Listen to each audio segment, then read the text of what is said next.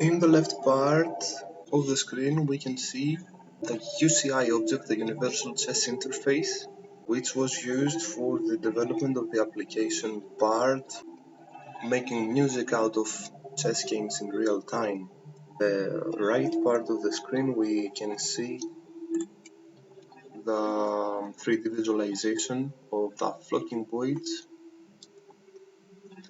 We exit the presentation mode. We can see that there are a bunch of operations being run here. You know, these little patches that have pieces of code inside, but the patcher that actually interests us is this one for our course data structures, the patcher for flocking Boids. Here at the top left part of the screen there are the operations necessary for monitoring the Boids, but inside this little patcher here we can find the actual code for the motion of the Boids, which are step by step all the mathematical expressions necessary for the Boids motion. The top right part of the screen we can see the operations made to communicate the flocking Boid visualization with the data extracted from BARD. As we can see here we have 5 inlets: the score, the piece balance, the counter, mate and the reset. These inlets come from here. This is the score that shows us the computer's evaluation of the position in real time.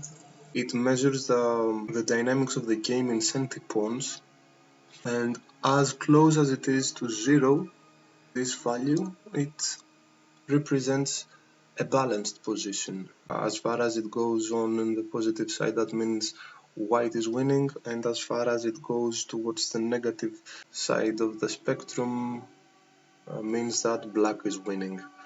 So then the other piece of data that we get here is from this box here, the piece balance, that describes the difference between the pieces captured throughout the game. And this is a move counter, which is a move counter. Fourth inlet comes from here. This is a piece of data about mating opportunities throughout the game. So if we are to test the application,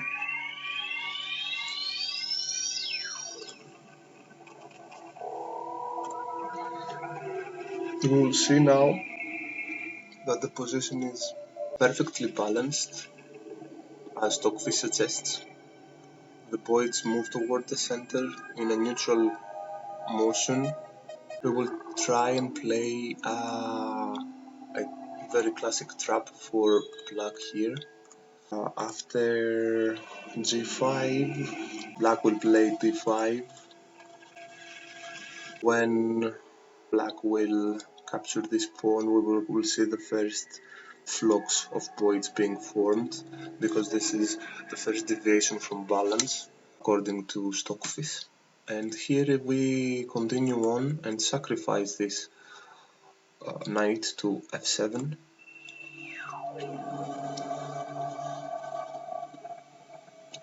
We can see the relative visualization, and when king decides to capture the sacrificed piece,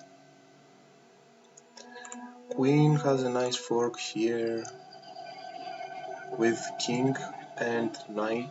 So if king returns back to his initial position and white captures here, taking the difference in d5, white is threatening mate in 1 in f7. So if, say, black does something stupid, allows white to deliver mate in 1, then we will see havoc in the visualization. So when white does deliver mate in f7, the music will stop